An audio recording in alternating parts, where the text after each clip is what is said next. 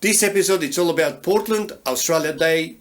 It's end of January. What a beautiful adventure. I hope, I dream, I wish to catch a big fish, and I do it when I can. I'm a happy fisherman, and I do it when I can. I'm a happy fisherman.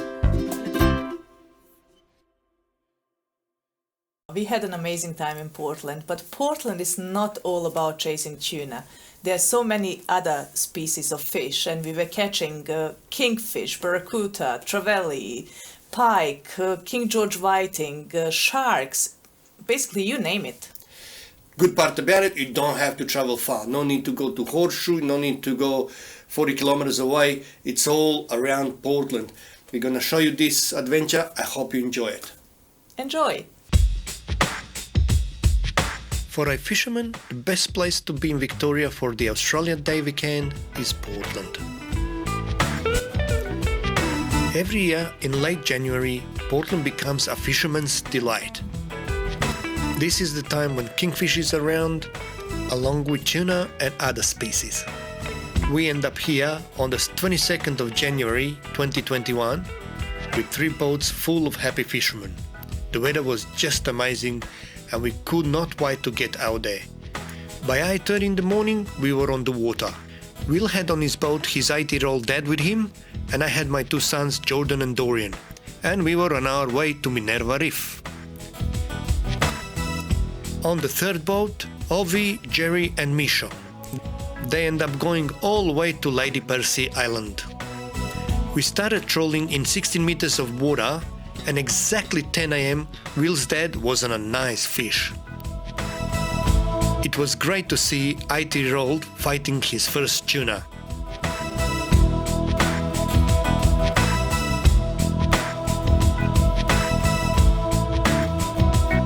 Will managed to get all the other rods out of the way, and they landed a nice 10-kilo bluefin on a very small skirt.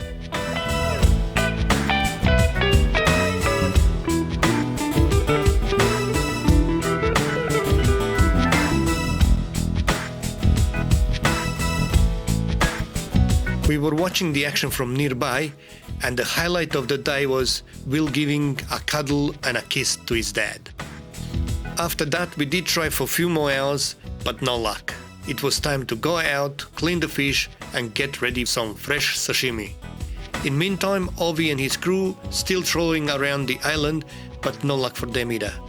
Only few pikes.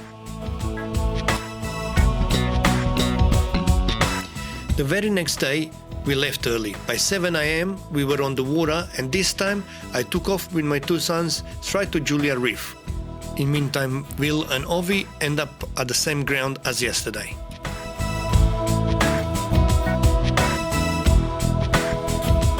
We started with few pikes, which was great for Dorian and Jordan to feel a bit of action as they never fished Portland. Jordan was the skipper for the day, Dorian was bringing fish in, this time barracuda, and I was the decky.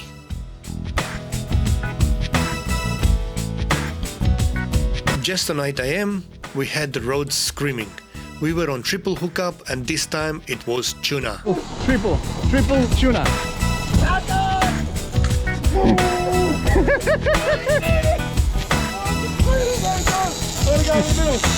Keep a pressure bit. Slowly, yeah, keep pressure. I had to put the camera away and try to land one of the fish while my boys were screaming in excitement. Slowly.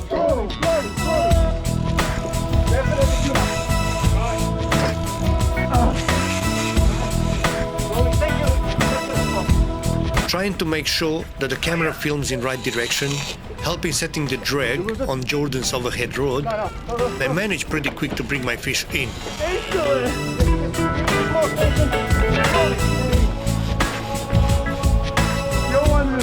Oh my God!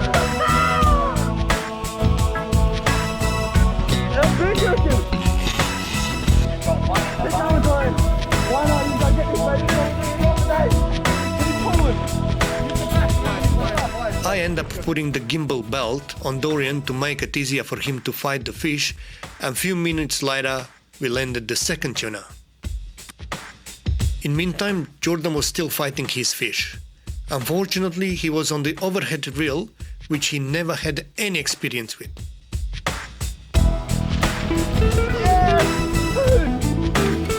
Two. Alright, let me get mine in. Move out of the way, boys. Mine's the big monster. Got the gang ball.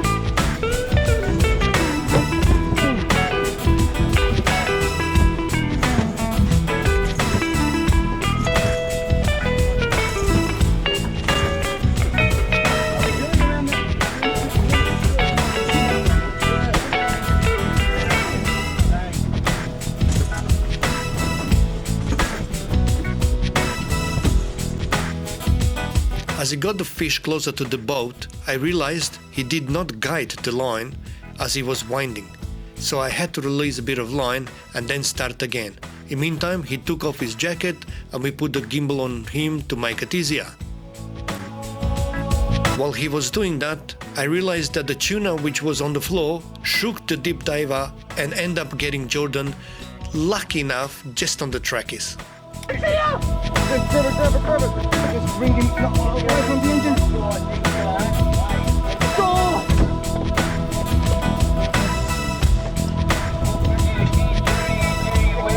Come on.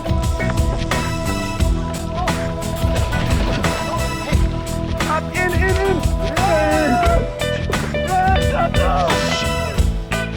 No long after that, he landed his first ever tuna.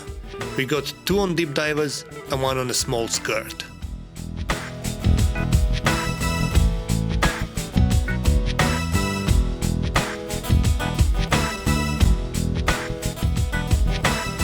After that, we end up trolling for a few more hours, even stick biting when we sounded some fish, but no luck at all.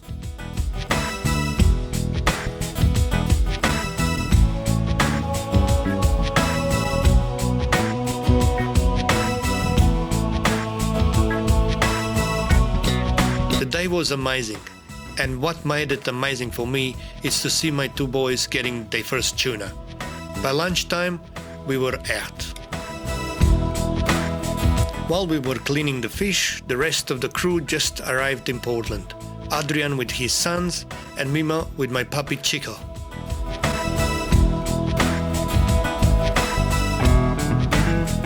In the afternoon, I made another trip, this time just in the shallows around Minerva Reef. This time we were ballooning for kingfish. I landed one very quickly and we got quite a few more, but only one was a keeper.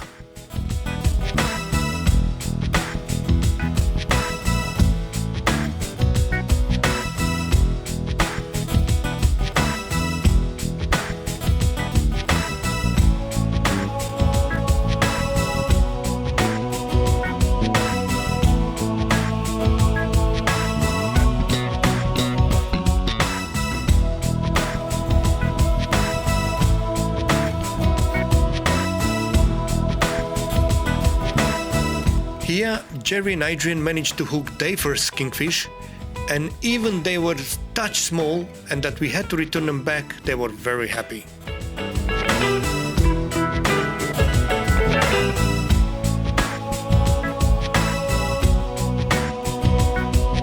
We took quite a few photos and then we put them back.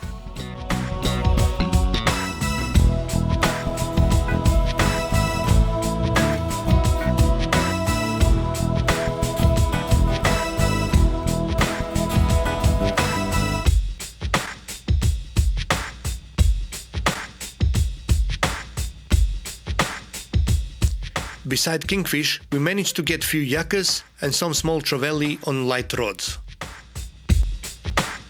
In this adventure, we made quite a few trips to Minerva Reef, and we were consistently catching kingfish.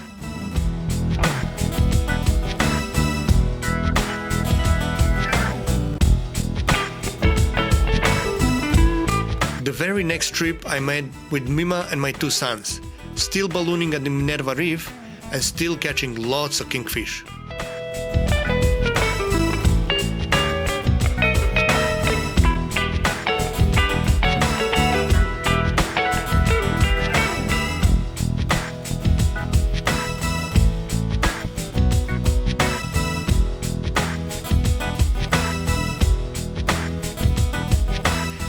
Saying that, we did lose quite few.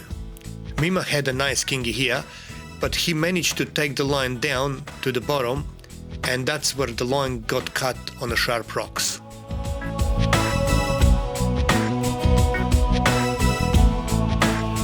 I had my fish close to the boat, but similar scenario. Normally, I would just lock the drag on the reel, but because I had 30-pound mono, I had to leave some slack. Well, sometimes you win, sometimes you lose. We managed quite a few more, but again, lots of undersized.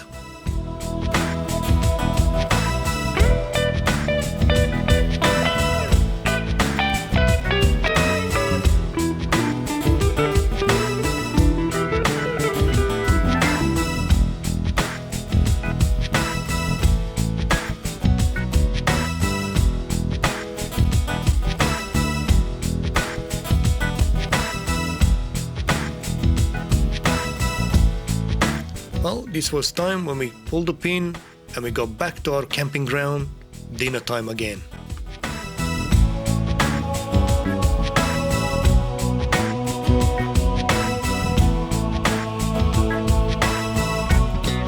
The very last day, a bit of rain did not stop us to go back to the Minerva Reef. This time, Kingfish did not play the game, but silver trevally was on the chew. The small rods were overheating from the amount of trevally we were catching.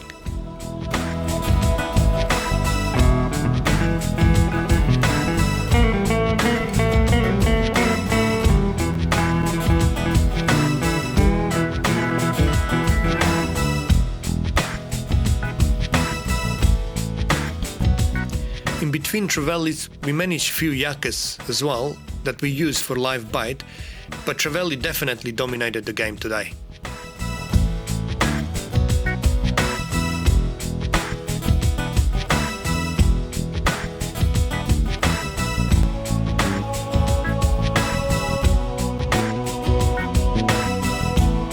It looked like the harder the rain came down, the more trevallies we got. They were only a few meters under the surface, and I can tell you they are lots of fun on light rod, and they're really nice to eat.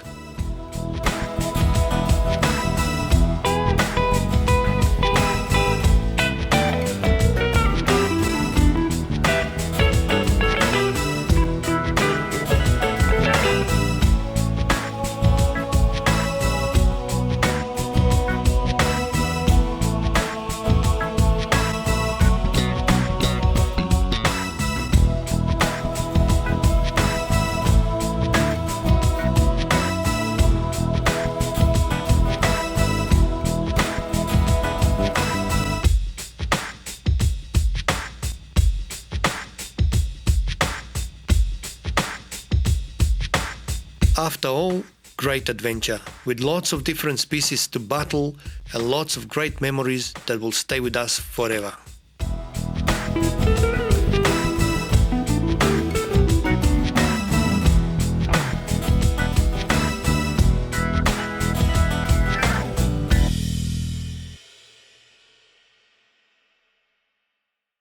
Today in the studio we got young Dennis with us, the little happy fisherman. He spent quite a few times actually, on quite a few occasions you came with us Portland. Yeah. What's your impression? The experience there to be with you guys was amazing. I caught my first shark and my personal best whiting. We did a lot of trolling for tuna alongside the rest of the fishing, but for me mostly it was just seaweed. Happens. What about Portland itself?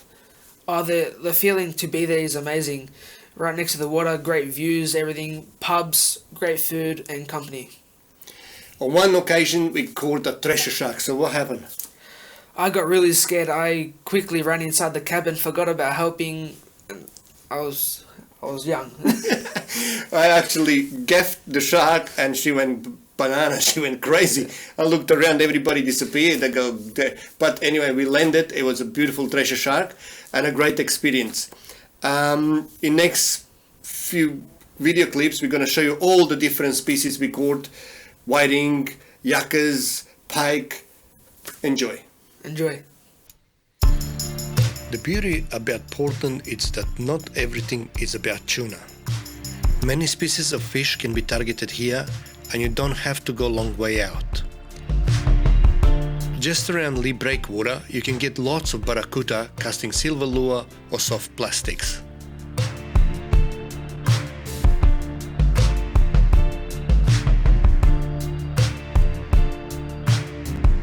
About 4 kilometers straight out, in 12-meter depth, you can catch some great fish. Massive gummies are right here, even mile away.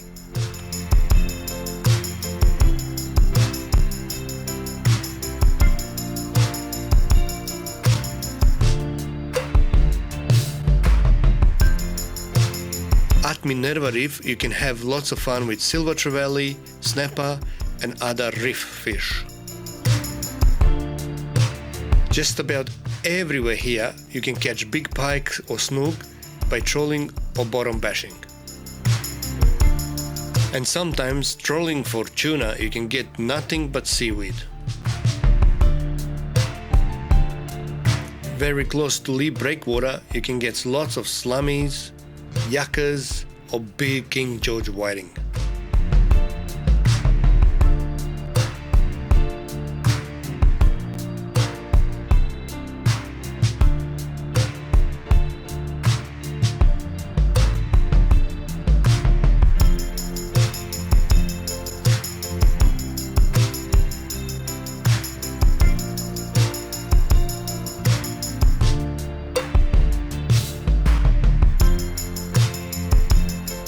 Only 2 kilometers from Lee Breakwater, there are many species of shark patrolling this area. In this occasion, Dennis got his first shark, which ended up to be the 7-giller.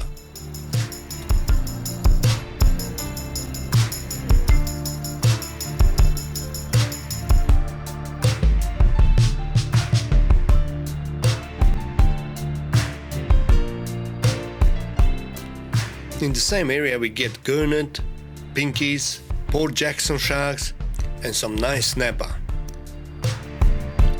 You never know your luck here.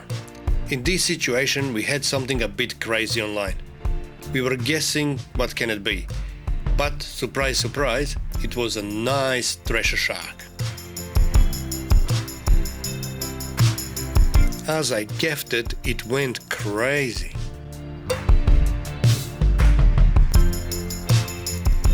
I managed to land it and realized that my light was running away. If you wanna do the mouse, albacore is one of my favorite fish, but they are deep out. Saying that, deep dropping 300 to 400 meters can produce some quality fish. Sometimes just a simple bywatch can make your day. The wildlife around Portland is second to none. The dolphin show was just amazing.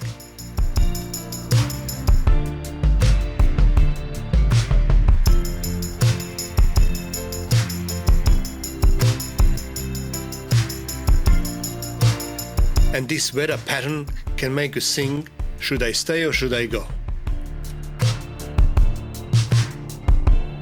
All in all, Portland is just an amazing place.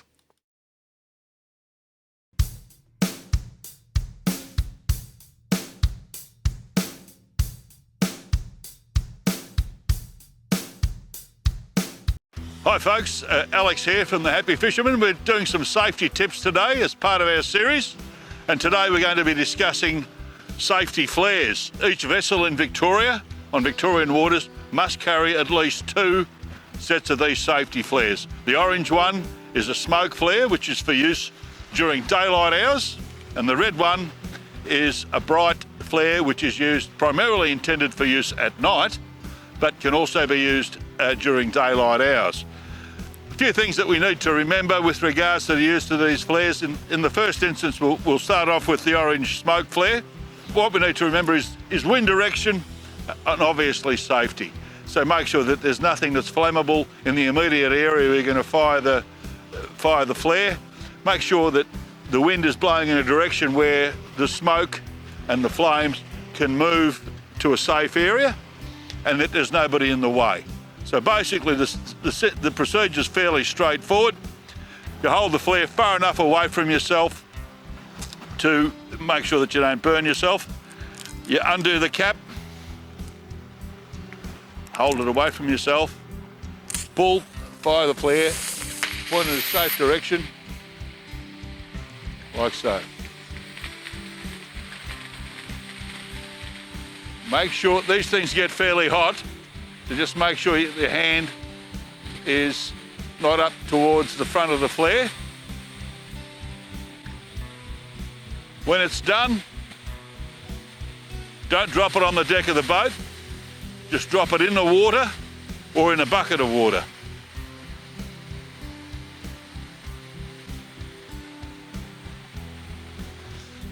The visibility for these flares, 1 to 4 nautical miles.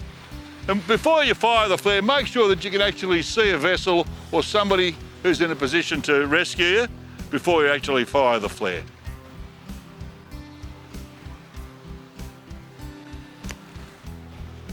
Okay, now this red flare is intended for use after dark, but can also be used during the day. The procedure is the same as the previous one. Remember, this can be seen from 5 to 10 nautical miles. So make sure that you're following the same procedure. You fire the flare onto the leeward side. The wind is coming from my left, so the leeward side is to my right. So as we undo the flare, undo the safety cap, hold it away from your body, make sure that there's nobody in the way or anything that can burn that's in the way. If this flare, when it's lit, hits the deck aluminium boat, you'll burn a hole through the boat. So you fire it, hold it away in a safe direction.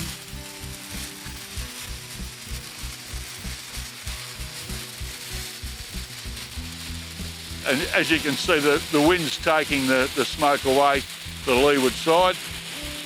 It's quite brilliant and bright.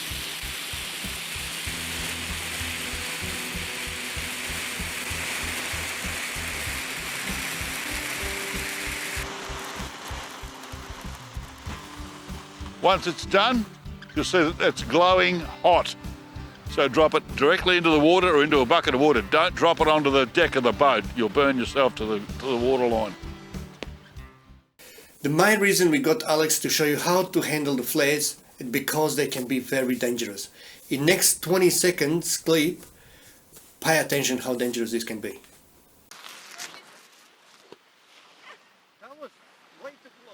Look at that working underwater. Give you an idea how hot these things are burning. That thing's burning underwater. Thank you for watching. I hope you enjoyed this episode. Next week, it's all about squid in Port Phillip Bay. We're going to show you locations, rigs, jigs, everything you need to know about catching squid in Port Phillip Bay. See you then. Thank you. I hope, I dream, I wish to catch a big fish, and I do